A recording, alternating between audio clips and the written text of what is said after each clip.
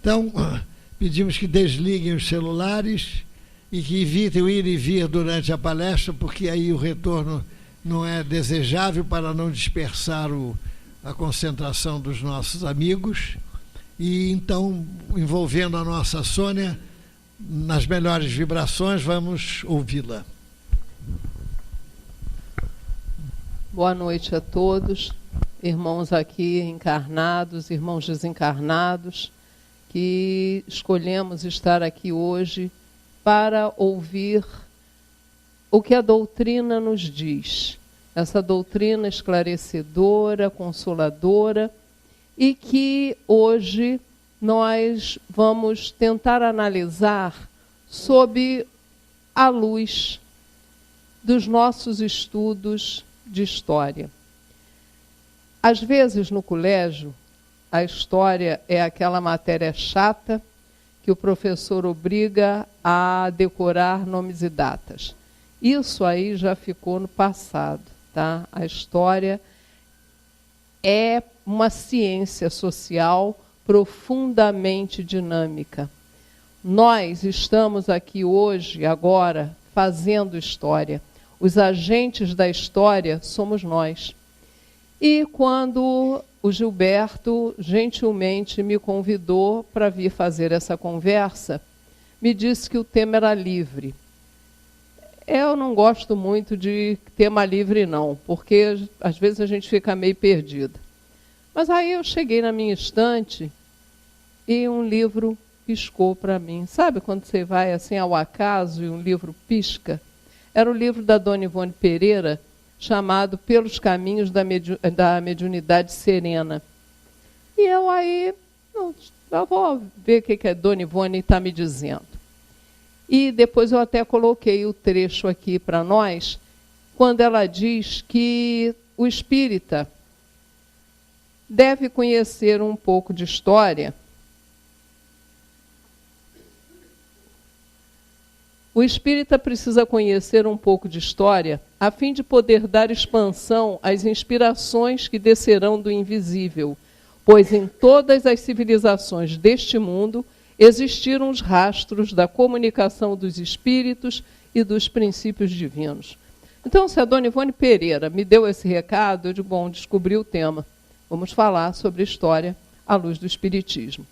Que nos surgiu a mim e a uma companheira de trabalho chamada Graça Palha, em função de um curso que nós demos na casa de Maria Angélica. Eu estou tapando todo mundo, né? Na casa de Maria Angélica, no SEMA, e que se chamou O Espiritismo no Contexto Histórico. E aí nós demos o nosso curso, mostrando, sobretudo, e é esse o grande enfoque que diferencia daquela história do colégio, que não tem nada que decorar, eu não decoro nada. Não, antigamente eu até sabia o número de telefone, agora com esse negócio de teclar, nem isso eu sei, não sei nem o meu.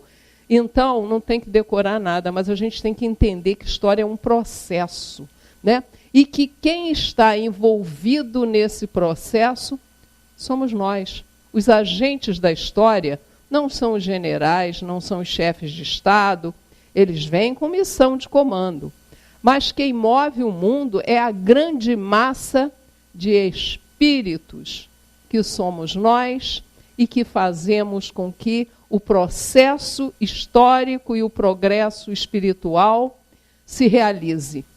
Então, em função desse curso, nós aí a turma que assistia às aulas e tal começou a pedir, mas aonde que a gente pode ler? Eu digo, mas não tem nada para ler, não existe isso.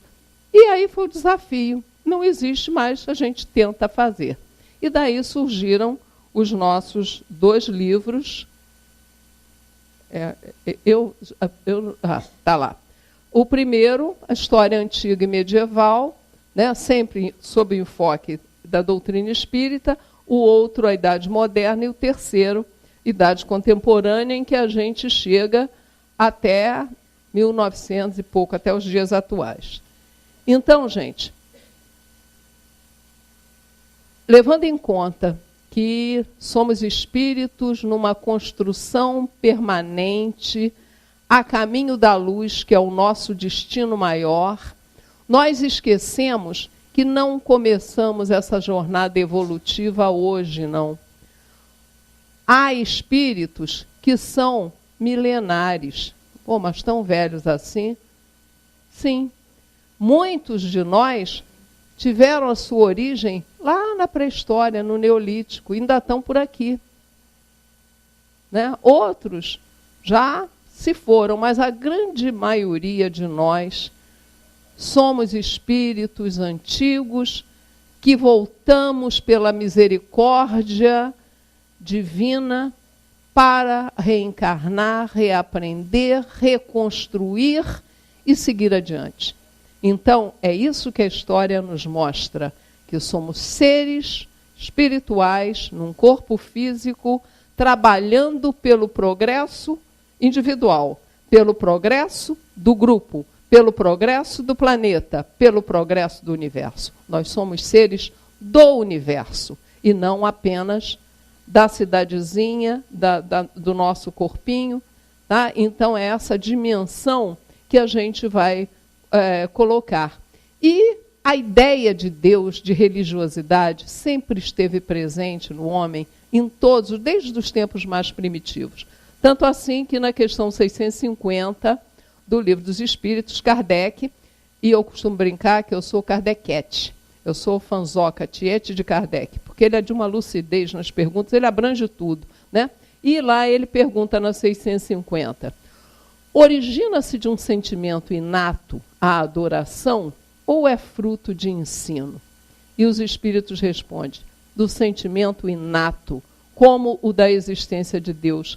A consciência da sua fraqueza leva o homem a curvar-se diante daquele que o pode proteger. Então, a gente percebe, isso em Stonehenge, é um monumento pré-histórico, tá? São blocos imensos de pedra, é um dolmen que funcionava, são vários dolmens, né? Que funcionavam como santuários do homem primitivo. Isso é neolítico, gente. Isso tem cerca de 10 mil anos atrás.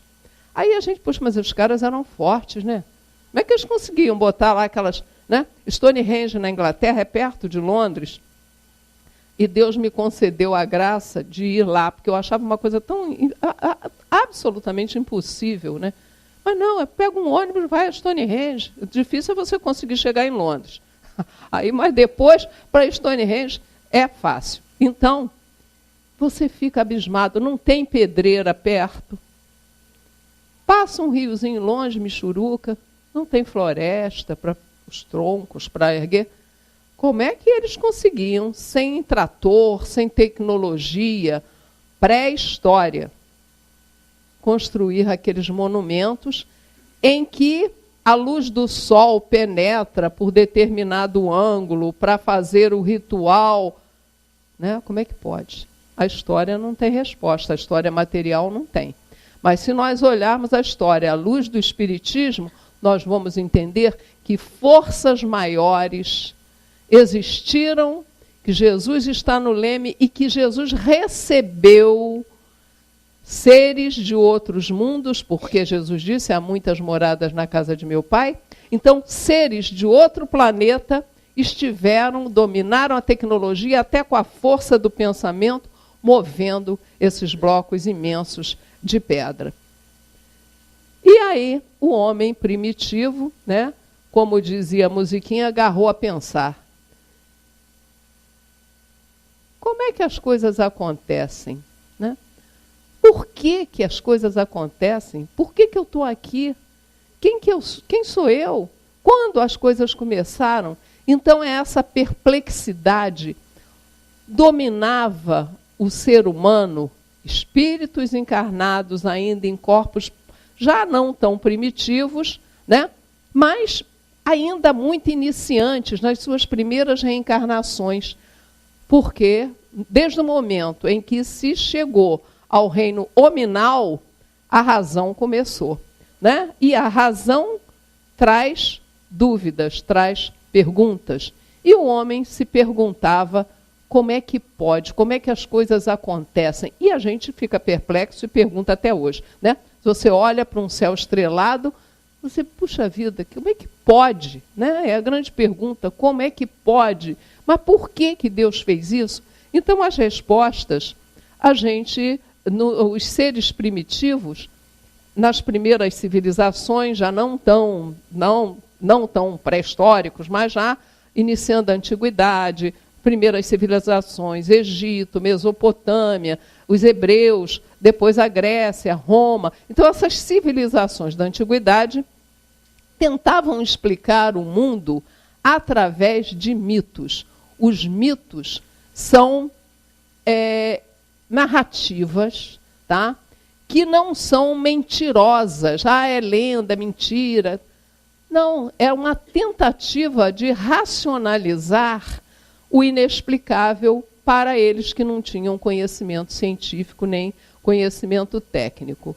Então, esses mitos guardam em comum, né? Isso aí eu já até botei para ver se assusta mesmo, né? Aquela chegada da água, do caos. E a gente vai encontrar mitos paralelos. Aliás, é um livro fantástico, para quem gosta, sabe, não é um livro espírita, é até bastante especializado, mostrando que existem mitos que são muito semelhantes em diversas regiões, em diversas civilizações. Um desses mitos, olha, mito do dilúvio, história de Adão e Eva, o dilúvio é que eu acho terrível, né? O Noé, gente, olha que coisa para criancinha mesmo, né? O Noé conseguir pegar os casais de animais e trouxe o mosquito da dengue. Não precisava, esse era dispensável. Ele, para catar o mosquito, botar na arca. Gente, e tem gente que leva a Bíblia ao pé da letra. Então você vê que, como diz Kardec em A Gênese, é uma linguagem alegórica, é linda, mas você não pode pegar aquilo ao pé da letra, é impossível. O leão não ia comer o carneiro, todo mundo dentro da arca, né?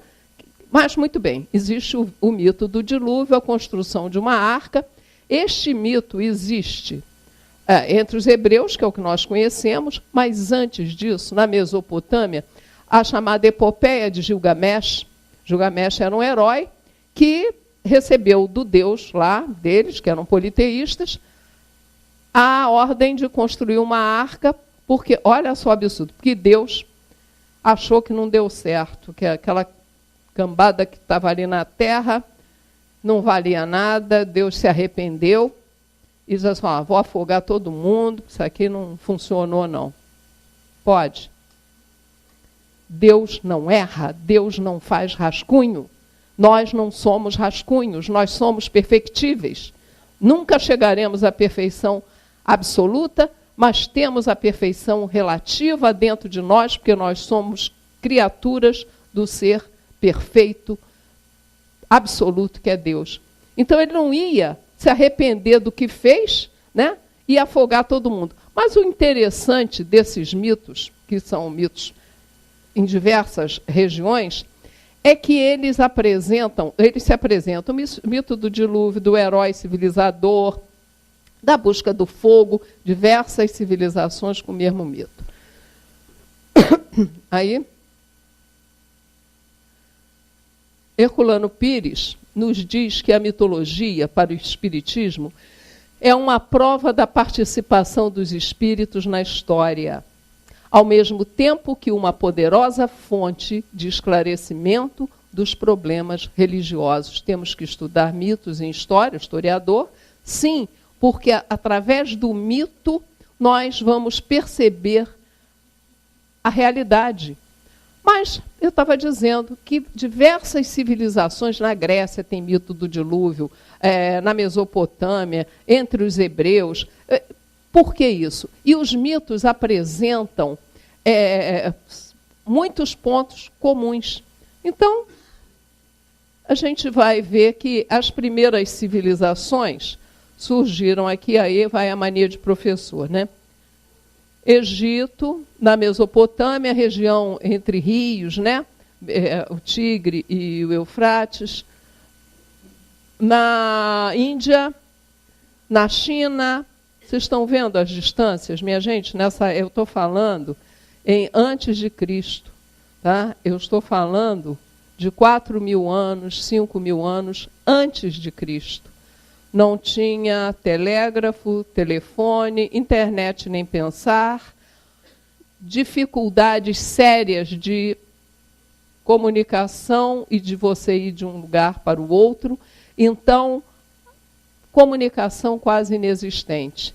Como é que pode grupos que viveram em lugares que não se comunicavam, que não tinham contato, jamais um egípcio ia falar com um chinês. E na China você tem mitos da criação semelhantes, né? E todos eles se referem ao caos. O que é o caos? É a bagunça inicial, né?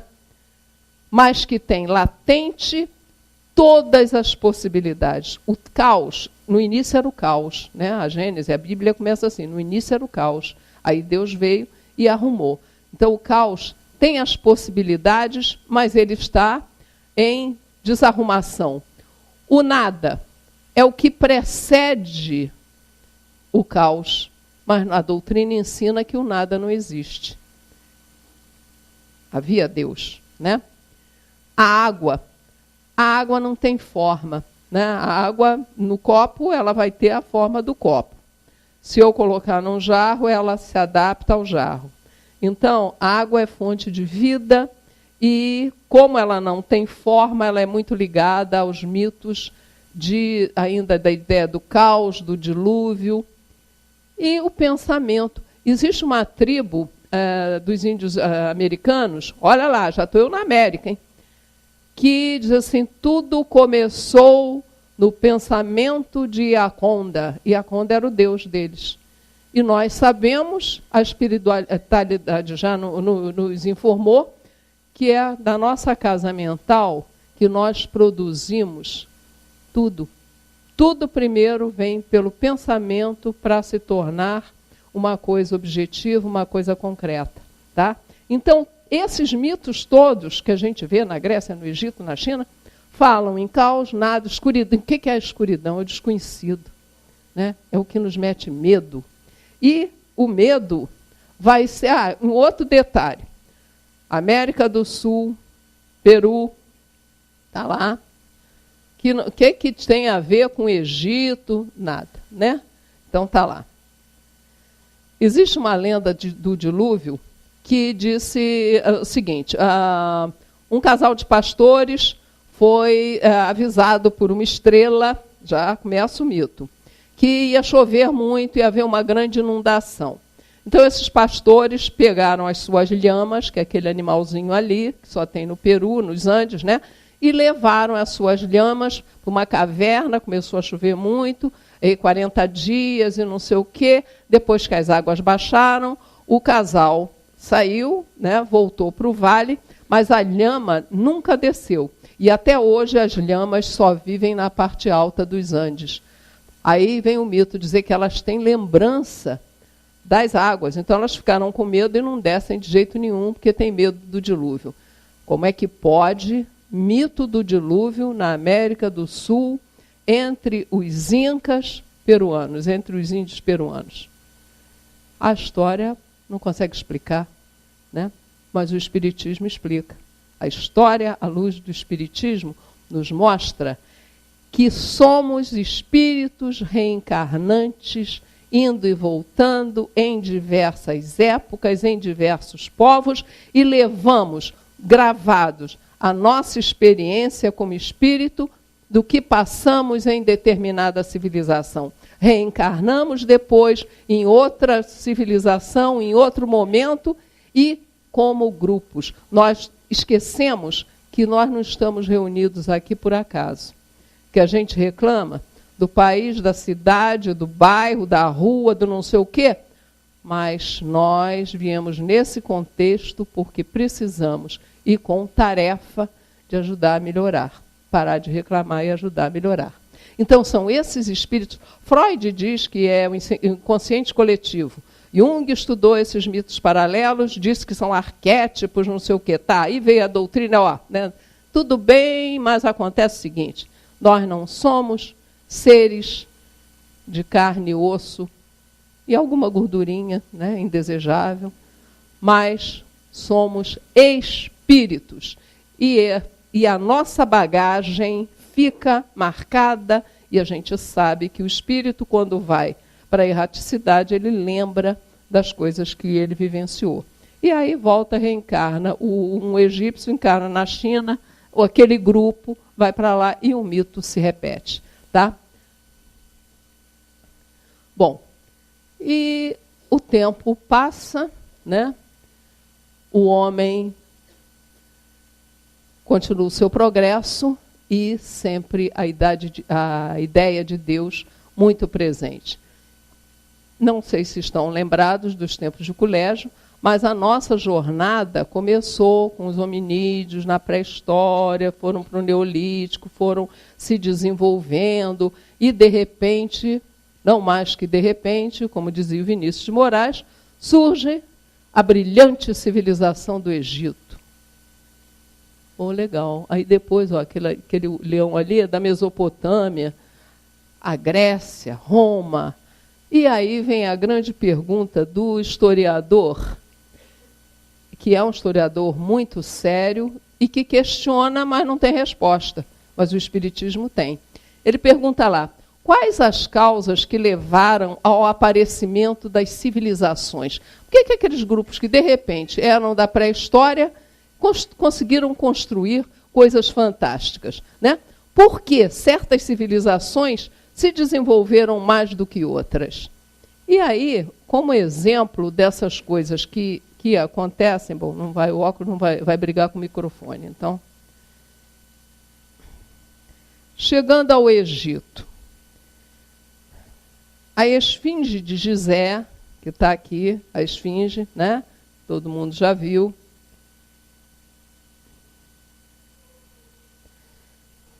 Quando da organização política se consolidou por volta de 3000 a.C., a esfinge já existia. Agora, detalhes. Bom, foi feita uma datação que ela é de cerca de 10.000 anos antes de Cristo, muito mais tempo do que se pensava. Mas olha só como é que pode. É a maior escultura em um único bloco de pedra do mundo. Então, ela não é dividida em pedaços, ela é um único bloco de pedra, maior bloco de pedra do mundo, com as dimensões de 72 metros de comprimento, 20 metros de altura, 6 metros de largura. Pesquisas recentes revelaram vestígios de água, de erosão pela água. O Egito é seco, ela fica numa região desértica. Para ter vestígio de água, é que ela era muito mais antiga, na época em que ali existia água. O Saara já foi uma floresta. Então, isso são dados que a arqueologia comprova, né? Muito bem. Como é que os grupos neolíticos primitivos, né, pela datação da pirâmide, podiam construir aquilo ali? Agora a pirâmide, né? A grande pirâmide de Quéops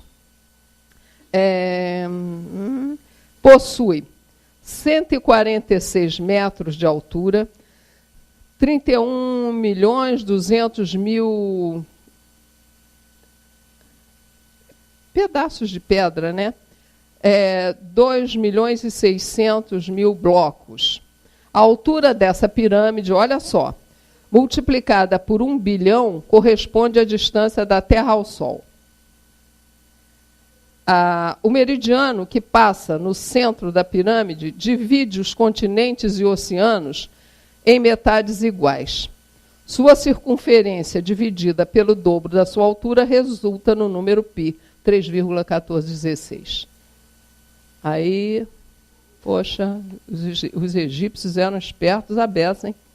Conseguiam fazer isso, não tinha pedreira perto. Foram os escravos, poderosos, para levar aqueles blocos imensos, como? No barquinho do Rio Nilo. Os barcos do Rio Nilo eram feitos de papiro. Experimenta botar um bloco de pedra daquele tamanho num barco, de papiro, de papelzinho, de vegetal, vai afundar. Mas aí os historiadores ficam inventando, e eu ensinava isso, meus alunos, né, com a maior convicção. Eu não, pegava o barquinho lá, levava. Aí você, caramba. Aí eu digo que eu queria, que vale que eu estou aposentada, que eu ia morrer de vergonha para voltar lá e dizer, ó, era mentira, não é bem isso aí não. Então como é que foi? Né? Já ouviram falar nos nossos amigos exilados da capela? Há muitas moradas na casa de meu pai, foi o que Jesus nos disse. Então, civilizações em mundos muito mais desenvolvidos que a Terra, que era um dos planetas que giravam em torno da estrela Capella. Eles não vieram da estrela, é uma palavrinha mínima que a Caminho da Luz coloca lá. Um orbe, um mundo que girava em torno da estrela Capella, tinha alcançado um estágio de desenvolvimento tecnológico assim que a gente nem imagina, e acompanhado de um progresso moral fantástico. Mas acontece que teve uma turminha que desenvolveu, sabe as duas asas? Desenvolveu só do intelecto. A asa da moralidade ficou meio troncha. E Deus, na sua misericórdia, aí pegou o quê? Jogou essa cambada toda no inferno? Não, porque não existe. Existe o quê? Nova oportunidade. A maior prova de que Deus confia em nós é permitir que a gente repita para aprender.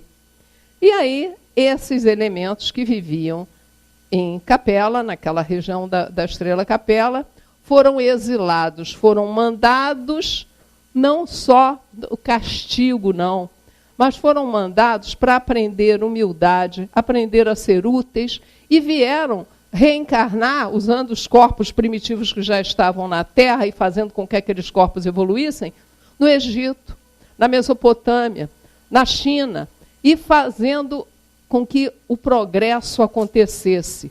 Né? Então, alavancando o progresso, através da estrela de Capella, né? Através desses espíritos que, a Caminho da Luz diz assim: há muitos milênios, um dos orbes da Capella atingira a culminância de um dos seus extraordinários ciclos evolutivos.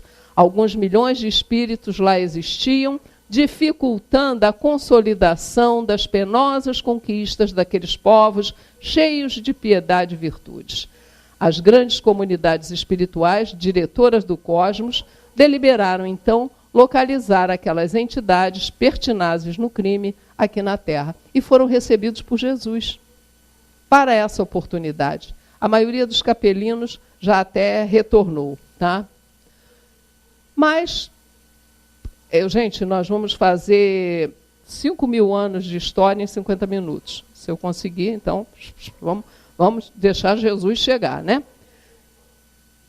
Jesus encarna, nós sabemos, foi o único espírito que encarnou, ele não reencarnou, todo o seu processo evolutivo não foi feito aqui no nosso planeta, e ele, então, chega numa época, na Palestina, numa época em que era o Império Romano que dominava aqueles povos todos em torno da bacia do Mar Mediterrâneo.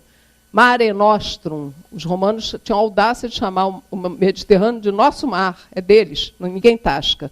Então, o Mar Mediterrâneo e a Palestina, que está Jerusalém, tá?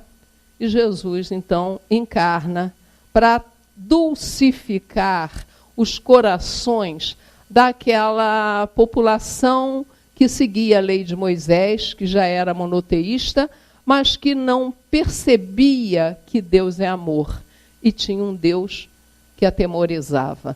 Então, Jesus vem, reencarna durante o domínio da águia romana, tá?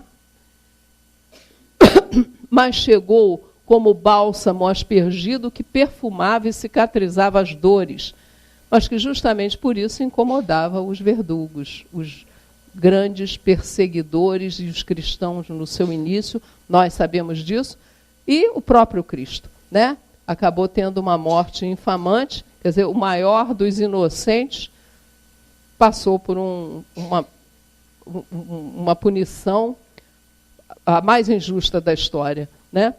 E quem eram os seguidores de Cristo no começo? Escravos, população pobre, doentes, justamente porque ele veio como um bálsamo para esse sofrimento todo, nosso sofrimento das pessoas da sua época, semeando a boa semente. Só que Jesus voltou, quer dizer, não voltou porque ainda está aqui cuidando de nós, né? Mas o seu corpo físico, o homem Jesus, morre na cruz, né? E dizendo a Deus, perdoai-os, porque eles não sabem o que fazem. E a gente não está sabendo até hoje, né? E aí entramos num outro período da história, chamado Idade Média. Ô, gente, quando eu digo que entramos em outro período, a gente não quer fatiar a história, né, como se fosse fatia de bolo. Isso é apenas um conceito didático para a gente se situar. Porque há um ditado entre os historiadores que diz o seguinte: a túnica de Clio não tem costuras. Clio é a musa da história. Então, a túnica que a musa da história veste é única. Ela não é cortada, ela não tem emendas, né? Por quê? Porque um fato gera um outro fato, causas e consequências vão acontecendo, e depois que Jesus se foi, o Império Romano, que tanto perseguiu o Senhor, acaba se transformando num império cristão com Constantino, que teve as suas razões políticas, né? O cristianismo estava aumentando o número de adeptos muito grande, e aquela velha história: se não pode vencê-los, junte-se a eles.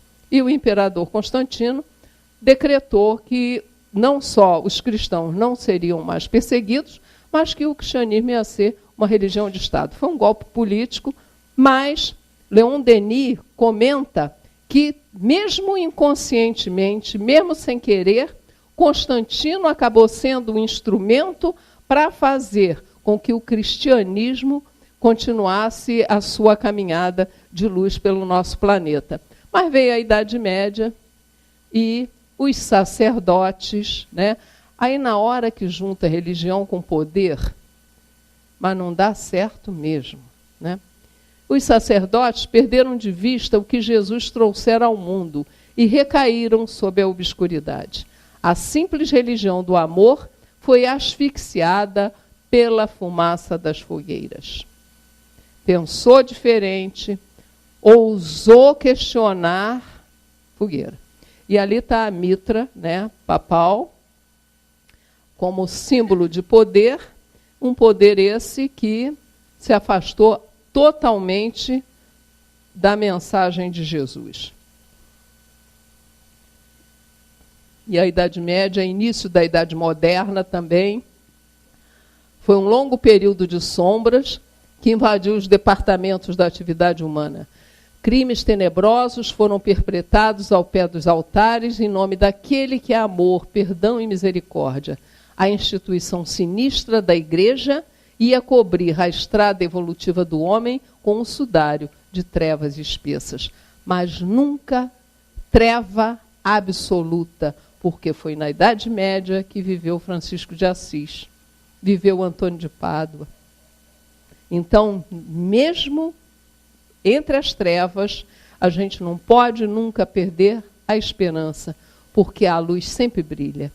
A espiritualidade, Jesus, que está no leme, Deus, mandam esses próceres, esses seres luminosos. Eles não são nem iluminados. O iluminado recebe a luz, o luminoso ele lança a luz. No meio das trevas medievais, né, figuras como Francisco de Assis e Clara de Assis e Antônio de Pádua. E aí, na Idade Média, foi o momento, Idade Média anterior, em que, eu vou voltar lá,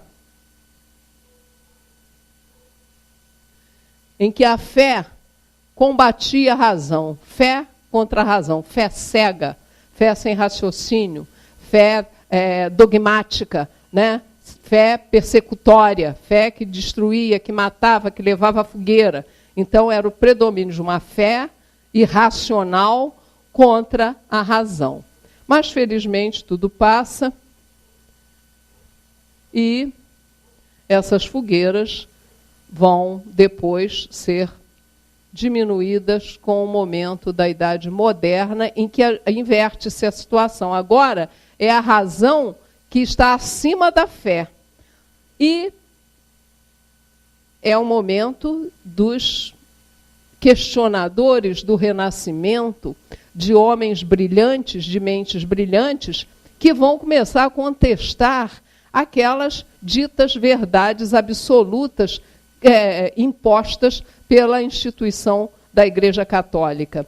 É o momento do Renascimento, tem ali a Mona Lisa, que todo mundo conhece, Leonardo da Vinci, e a mudança econômica, em que a terra antes, na Idade Média, era o principal bem, né, o fruto de riqueza, o feudalismo, é substituído agora pelo capitalismo, pelo início do capitalismo, pelo comércio.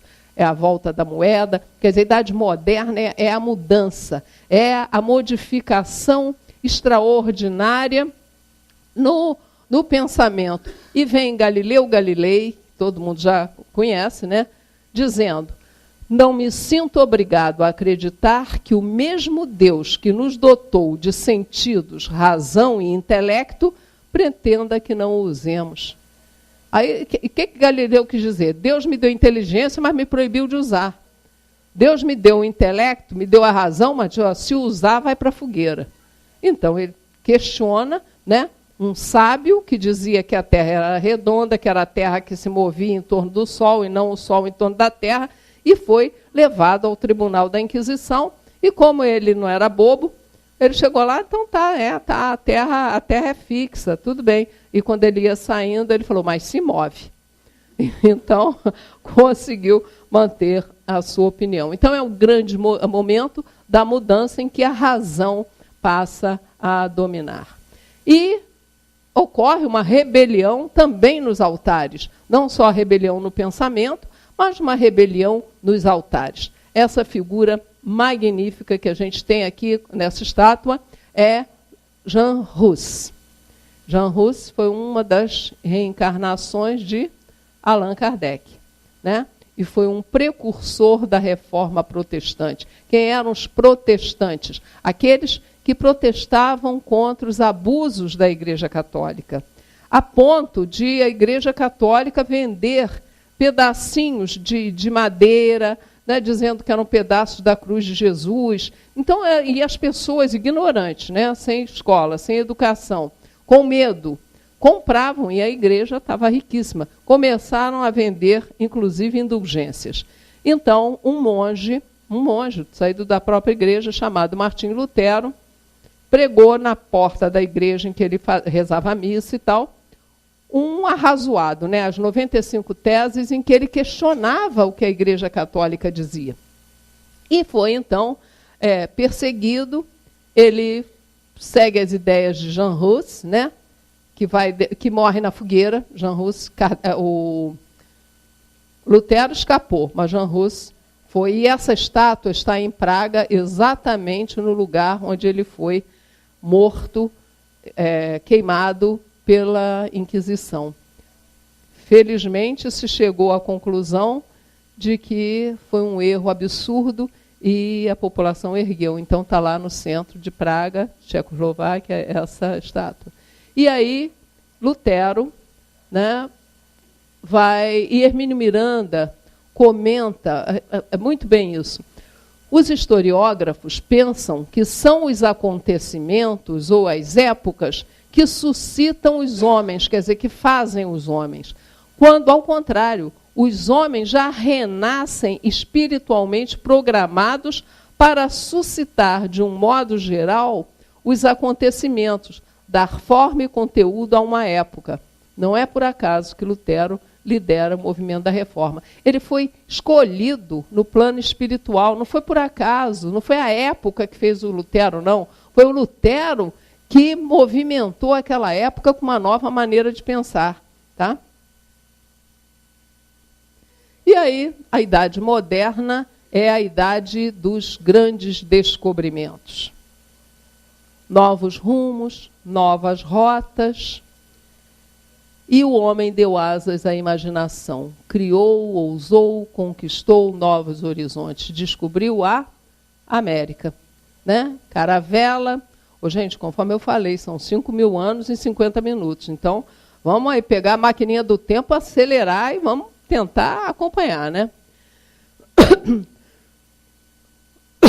Jesus disse, não podeis servir a Deus e a Mamon. Mamon representando o Deus da riqueza, dos povos politeístas e tal. Então, tem que escolher, ou vai servir as riquezas ou vai servir a Deus. Não se pode servir a Deus e a Mamon. Mas Deus e Mamon trabalharam juntos, lado a lado, no início da exploração da América. Isso é uma ironia de um historiador, que Jesus disse, não se pode servir a Deus e a Mamon. Mas acontece que a conquista da América foi genocídio puro. Europeus, tão ditos civilizados, cristãos, o que fizeram com os índios de toda a América, inclusive do Brasil, exceção brilhante de José de Anchieta e Manuel da Nóbrega, que foram assim, exemplos de bondade, tolerância e proteção para os indígenas do Brasil. Mas no resto da América Espanhola, um frade, Bartolomeu de Las Casas, tem um livro em que ele participou da evangelização, da catequese dos índios, e ele narra o seu horror diante do que os espanhóis faziam com os índios, a ponto de discutirem se índio tinha alma, se era gente, se não era, né? Então, os europeus, muito bonzinhos, muito evoluídos. E aí entra o nosso Brasil na história, finalmente, né? Idade Moderna, 1500, o Brasil entrou na história. E Jesus chama Ismael, um espírito de luz, e diz, Ismael, manda meu coração que doravante sejas o zelador dos patrimônios imortais que constituem a terra do cruzeiro. Recebe-a nos teus braços de trabalhador devotado da minha seara e inicia, desde já, a construção da pátria do meu ensinamento.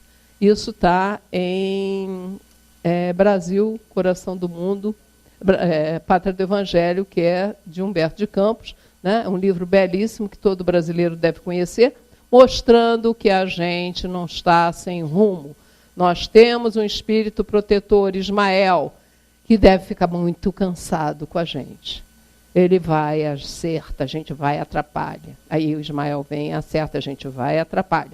Então, as nossas preces, vibrações para o planeta, para nós, para o nosso Brasil, não pode, conforme eu falei, a túnica de Clio é um tecido sem costuras, porque um fato vai gerando o outro e rapidamente já estamos na Idade Contemporânea, já descobrimos a América, já vai para a Idade Contemporânea, que é o momento em que nós vivemos desde 1789, quando ocorreu a Revolução Francesa, pregando liberdade, igualdade, fraternidade. As coisas começam no pensamento. Então, quando um povo lidera a mudança de mentalidade, dizendo que todos têm direito à liberdade, todos são iguais diante da lei e que devemos ser fraternos, estão trazendo a mensagem de Jesus para a política, para a sociedade, não é?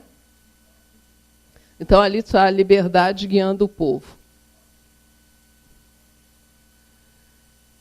E a gente vai lembrar, quando fala em Revolução Francesa, do que disse Jesus.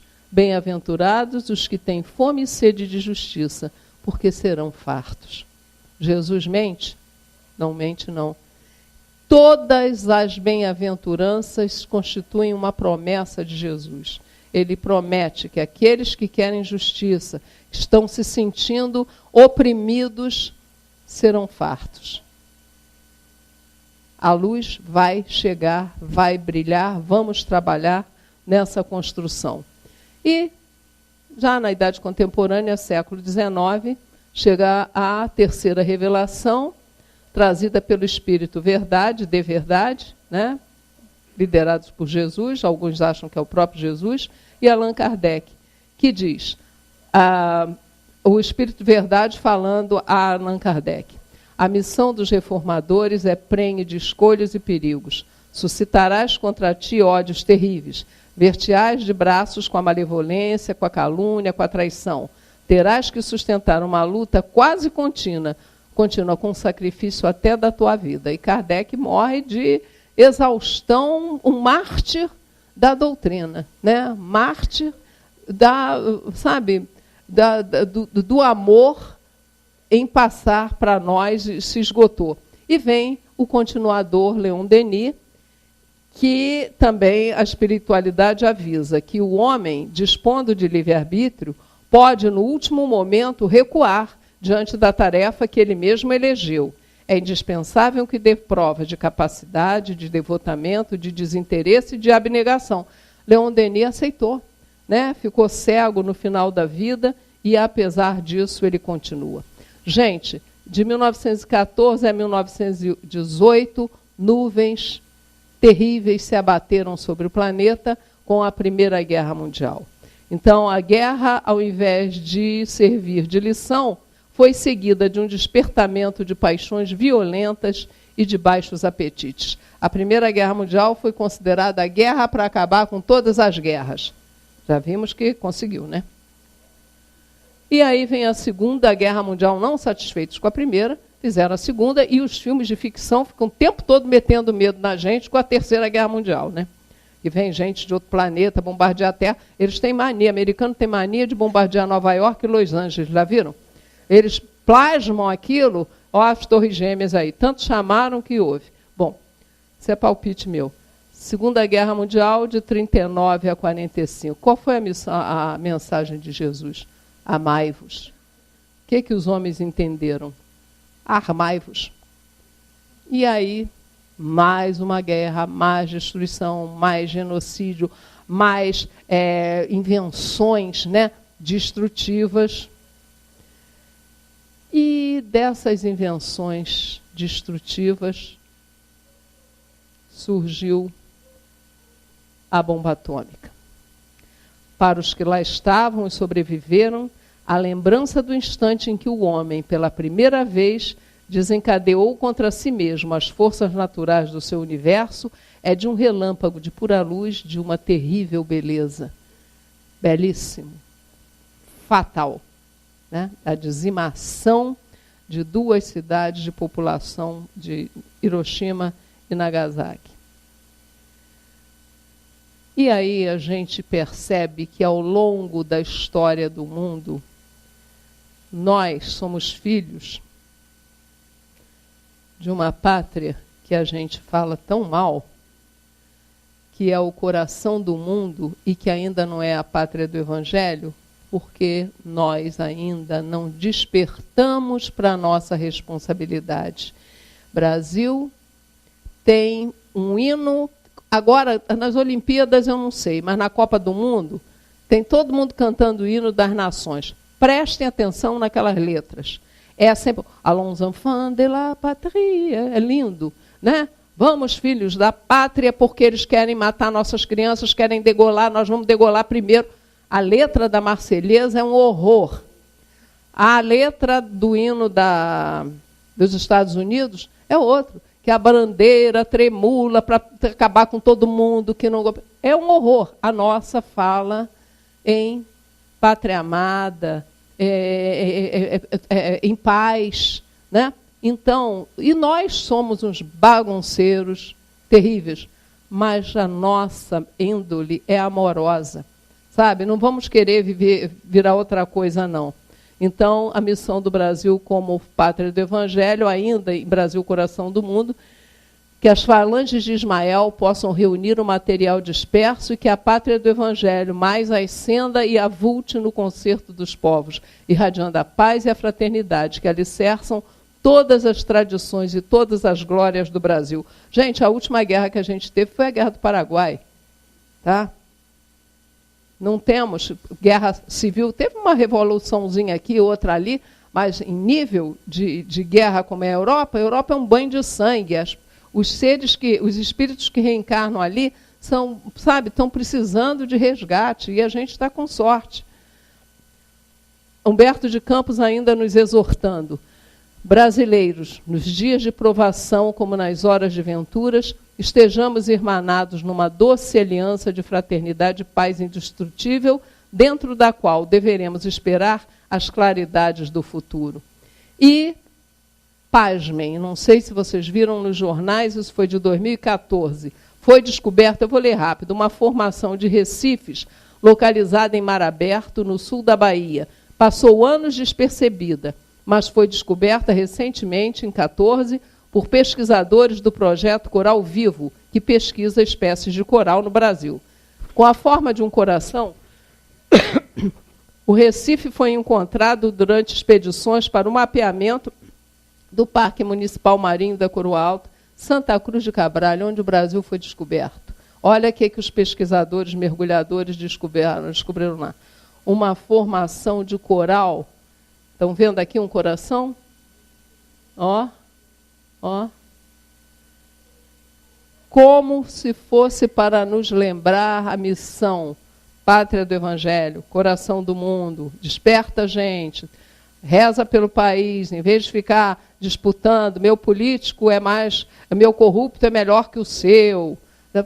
Para com isso, tá? Vamos mandar, para quem já tem treva, vamos mandar muita luz pelo nosso país. E isso aqui descoberto, gente, está lá há 300 anos, foi descoberto agora, em 2014, uma formação de coral em forma de coração no lugar em que o Brasil foi descoberto. O acaso existe? Não. Então é uma mensagem. E no A Caminho da Luz, né, está a mensagem. Tudo virá de acordo com as nossas escolhas de agora, individuais e coletivas. Oremos muito para que os benfeitores da vida maior continuem a nos ajudar e incentivar a seguir pelo caminho da verdade e da vida. E quando nós nos perguntamos, para onde vamos? Nossas escolhas é que vão responder. E nosso querido Chico tem uma frase assim, lapidar. Ninguém pode voltar atrás e fazer um novo começo, mas qualquer um pode recomeçar e fazer um novo fim. Então, que nós fiquemos com as lições que a história nos deu, percebendo que nós somos participantes, nós estamos fazendo história o tempo todo, mas é preciso que enfoquemos sob a luz da doutrina espírita e que as bênçãos de Jesus continuem a cair sobre o nosso planeta, sobre o nosso país. Muita paz para todos.